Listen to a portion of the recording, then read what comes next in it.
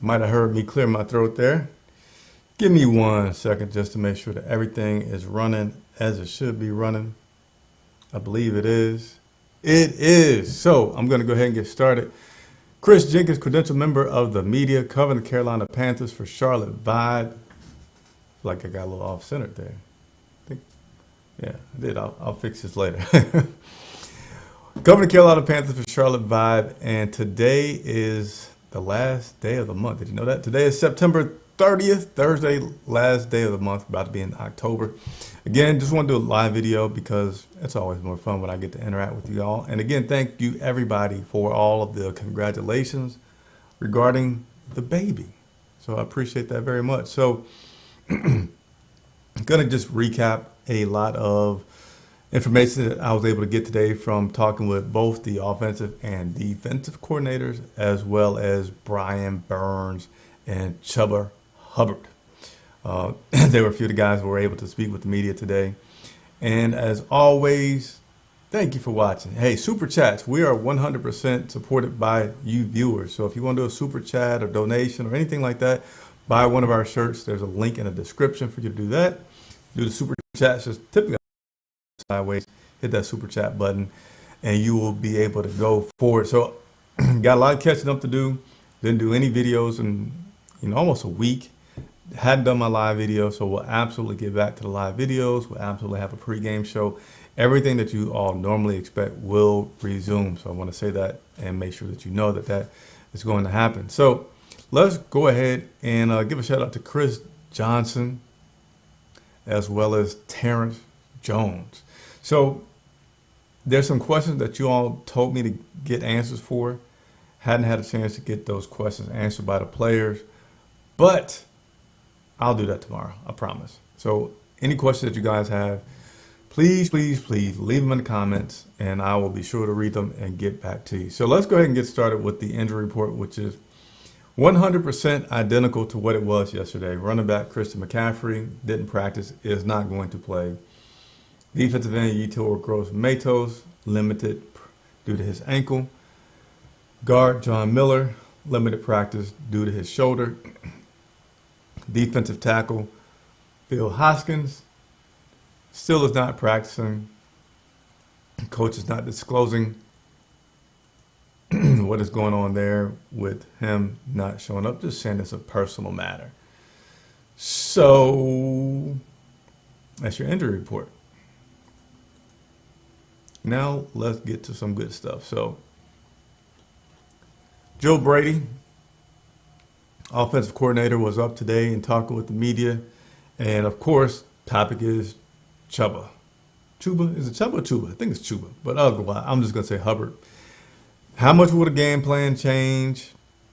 And what is Chuba needing to do to really step up and help support this team in absence of Christian McCaffrey?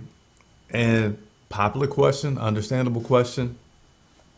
And I also say, I'm going to see if I can find a way to ask, like, how well these coaches are coached into what to say. And, maybe they're not coached. Maybe they're picked because they already know what to say. But anyway, reason why I bring that up is they really rarely give you a deep dive information into questions like, what are you expecting him to do?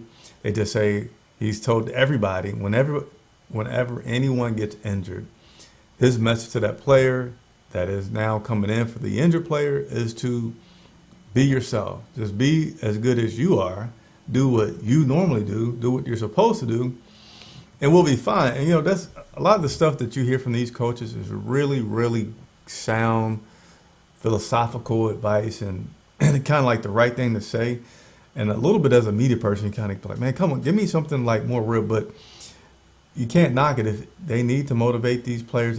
They truly do need them to play. In this case, Hubbard, to play as good as he is. They don't need him to go out and try to do something that he's not capable of and mess up trying to do that. And then you also got to look at the fact that they're planning the game plan based on what they know that you can do. And if you start trying to do something else that they didn't tell you to do, then it messes everything up. If you don't normally run between the tackles, then don't start trying to be running between the tackles. Anyway, I'm going off on a tangent.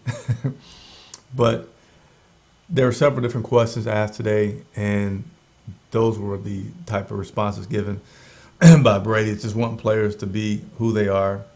And in terms of game plan changes as well, he said every week they're just looking to go 1-0. So don't want to bore you with all the philosophical stuff, but that was the highlights, if you will, from Joe Brady. Chuba. That's how you say it. Chuba. What's up, Michael Jones? Appreciate the correction. Phil Snow, defensive coordinator, was up.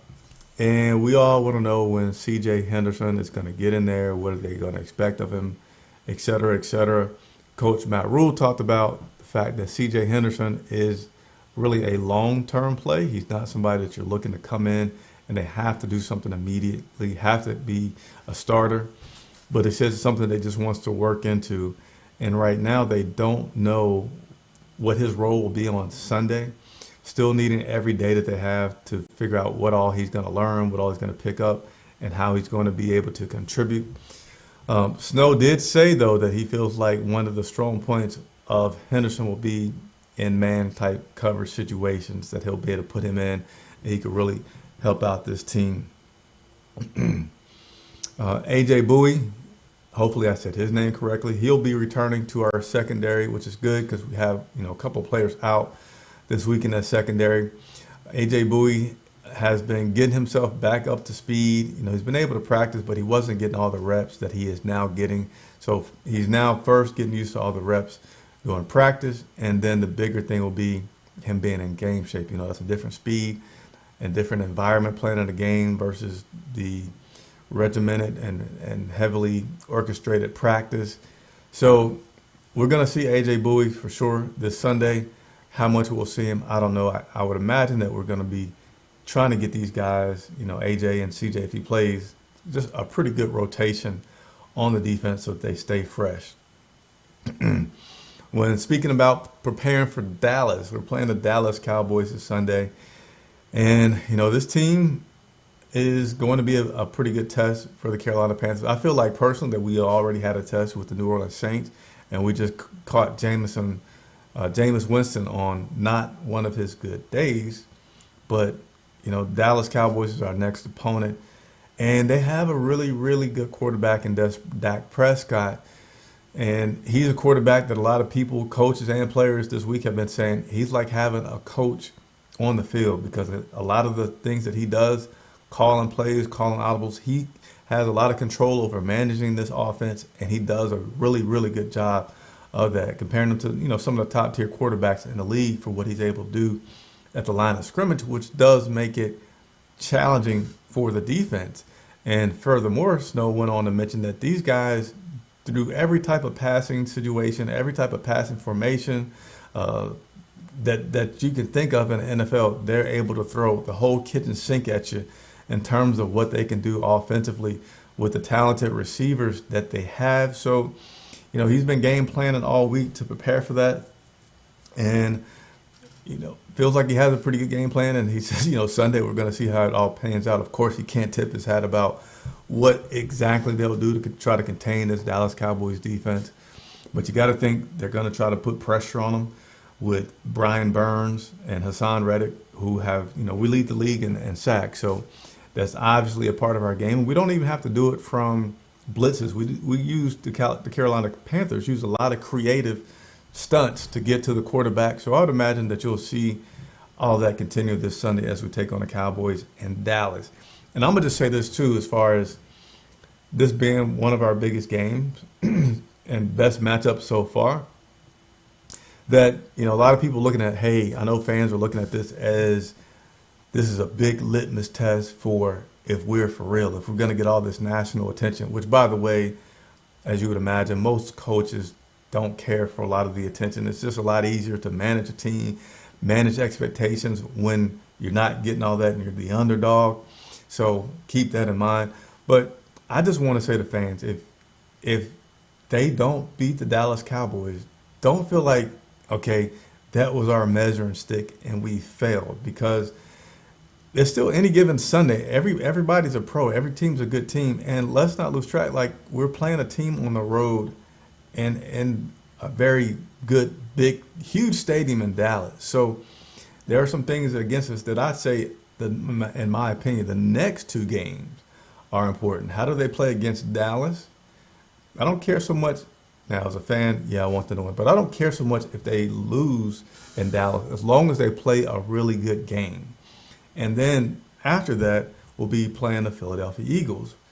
And how do they respond and play back at home against the Philadelphia Eagles? So if we play against Dallas and lose, but play competitively, then again, I feel like have a 2-week span that you're really going to measure the team for the first half of the season. If they play well and beat the Philadelphia Eagles, then I still say, hey, we're going to be pretty good this season. So record this, save it. That's how I'm measuring this team right now. These next two games will be important. Even if they win in Dallas and don't play well when they come back to home to play against Philadelphia, you still got to weigh that, how this whole thing pans out, in my opinion. Few players that we had a chance to speak to today. Brian Burns. Again, he praised Dak Prescott and talked about how he's such a coach on the field and how he gets the ball out really, really fast. I think I heard a number this week of around 2.4 seconds.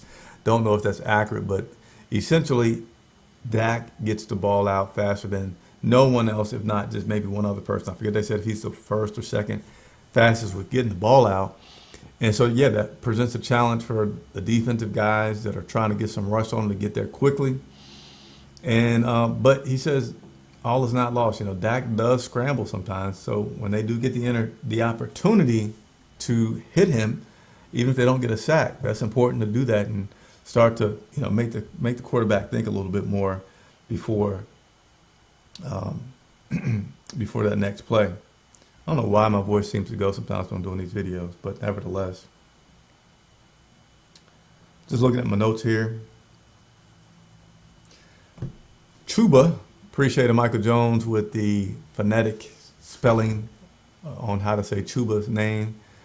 Chuba Hubbard was the other person that we had a chance to speak with today in the media. You know, I like it when these guys, you can tell they're humble and they're hungry, and excited. And I can see all that when we talk with Chuba today. Not wanting to give away what I'm going to do and how excited I am. Just saying, hey, I'm looking at it as the next game. I'm blessed to be in the NFL. Each week, whether I'm starting or not, that I'm blessed to be here, and I'm going to make the most of every opportunity that I get. Now, one thing that he did have to talk about, because his coach put it out there, was he's been slipping a lot lately when he's running the ball. And, when pressed a little bit, he went on to say, maybe it's the shoes a little bit that they changed and got that. Or maybe it's been a little bit of jitters as he gets prepared. I think the shoes was a stretch. It probably is jitters and just staying settled in your running, staying focused, and not being able to slip. So he's going to get to start this week. I think he may have some jitters at first. I mean, how could you not playing in the NFL and then you're going to a stadium that is just, America's team stadium. Lots of fanfare when you're down there in Dallas. Lots of hoopla when you're down there in Dallas. So, give him a few plays. But I'd say by that third series, he should really be settled in. We shouldn't see any slipping. And it will be a good chance to see just what Chuba can bring to this Carolina Panthers offense. Maybe guess what is the most asked question by Chuba this week as he prepares to play and start for the Carolina Panthers in place of Christian McCaffrey. Most asked question is, what has Christian said to him? What has he learned? And he said, it's just being a professional, being a pro. And when these guys talk about being a pro, they're talking about not just playing good on Sundays on the field. It's a lot of things that lead up to being able to play great Sundays on the field. And that is film study. That is weight room training.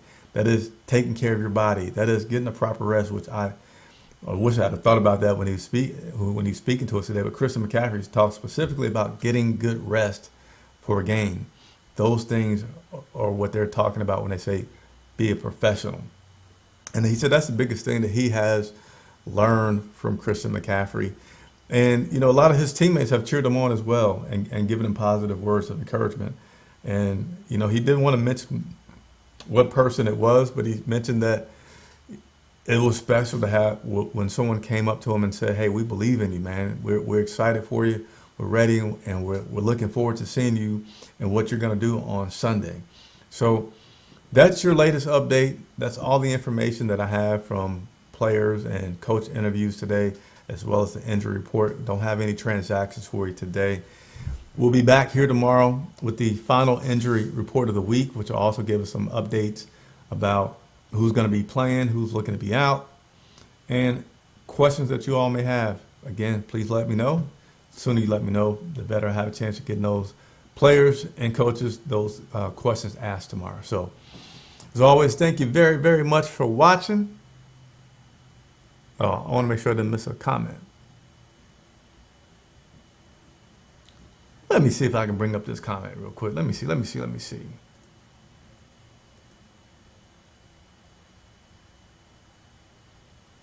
No, I can't bring up the comment, but let me go ahead and read it.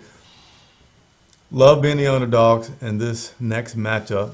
And as a matter of fact, I'm going to say, you know, all those statistics, I forget which company it was that made this statistic, but currently the Dallas Cowboys are a 59% probable winner of the game this Sunday versus the Carolina Panthers. So that is a 59% probability of beating the Cowboys. You're going to the game? Michael Jones going to the game. I will not be at the game this week. Again, just trying to spend some time at home with the baby just being born, but I will certainly be traveling to some more upcoming games. But how do you think the defense will adjust to a fast-moving offense? So appreciate the question, Terrence. I think our defense is really set up well with a fast-paced offense because we're getting to the quarterbacks a lot and leading the league a lot in sacks because of fast players like Brian Burns, fast players like Hassan Reddick, and then we do a lot of great stunts to get to the defense, things that you may normally see an offense doing where they're just kind of moving all around and really disguising where the pressure is coming from.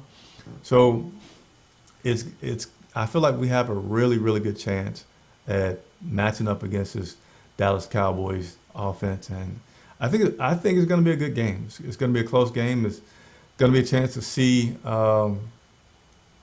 Just lost my train of thought there. Chance to see just how well Phil Snow can make some adjustments. I think this game will be determined. I don't know how I want to say this. Basically, a lot of times I feel like both teams have good players and both teams have good coaches. And so what's really going to happen is once you go into the half and you come back out, I'm really interested in seeing how that third quarter plays out. I feel like the first half of that third quarter will really be an indication about who's going to take the lead, if it's going to be down to the last wire or if one coach is able to out-coach the other one and make some pretty good adjustments. So that is it. He said, Dak better run. That is it. Hey, appreciate everybody as always. I'll be back tomorrow. Be sure to hit the bell notification. Hit the like button. That helps so much with the channel growing and me being able to get players and coaches involved. Please hit the like button if you're watching this video, and I'll see you next time.